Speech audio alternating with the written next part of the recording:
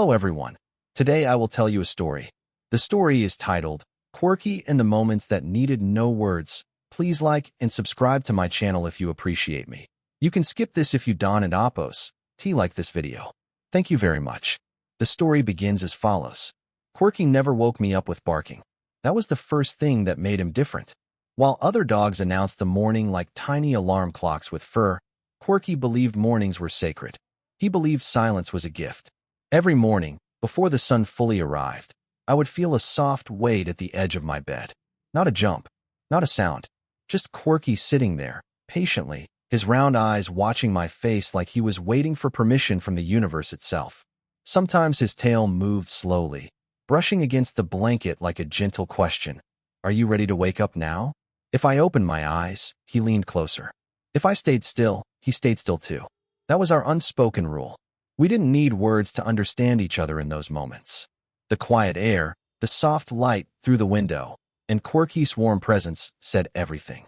He taught me that love doesn't always need excitement.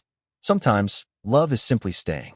After I got out of bed, Quirky followed me to the kitchen, not rushing, not demanding breakfast. He sat beside the door, watching me make coffee, his head tilting slightly whenever I sighed. It felt like he was listening, even when I didn't say anything. Those mornings were ordinary to the world, but to us, they were small ceremonies of trust. In the silence, I learned that companionship doesn't come from talking. It comes from sharing space without pressure. Quirky didn't need instructions. He didn't need explanations. He just knew how to be there.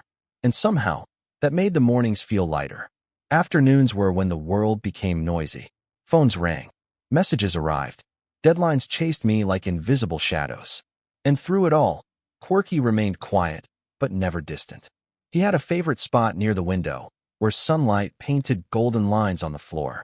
He would lie there, chin resting on his paws, watching birds fly past without barking at them. Sometimes he followed their movement with his eyes, calm and focused, like he was studying life itself. When I sat down to work, Quirky didn't interrupt. He didn't demand attention. But whenever my shoulders slumped or my breathing grew heavier, I felt him move closer. No sound, just warmth pressing gently against my leg. There were days I felt overwhelmed but didn't know how to explain why. I stared at the screen, lost in thoughts that had no clear words. Quirky would sit beside me, his back touching mine, steady and warm. It felt like he was saying, "You don't have to explain. I'm here anyway." Sometimes I talked to him. Sometimes I didn't. And strangely, both felt equally understood. In the late afternoons, we took slow walks. Quirky didn't pull the leash. He matched my pace, step for step. When I stopped to think, he stopped too. When I looked at the sky, he looked up as if searching for the same answers. There was a language between us that didn't use sound. A pause meant rest. A sigh meant comfort. A gentle nudge meant, let's keep going. Quirky taught me that presence is not about fixing problems. It's about standing quietly beside someone while they face them. And in a world that constantly demands words, his silence felt like kindness. As evening arrived, Quirky became softer, slower, as if the day had gently folded into him. He curled up near my feet while I reflected on the day, his breathing steady, peaceful. In those quiet hours, I realized something important. Quirky had been teaching me all along, without ever saying a word. In today's fast-paced world, we are constantly encouraged to explain ourselves, to react quickly, to fill every silence. But Quirky showed me that silence can be powerful. That listening, without interrupting, can heal more than advice. That simply being present can mean more than saying the right thing.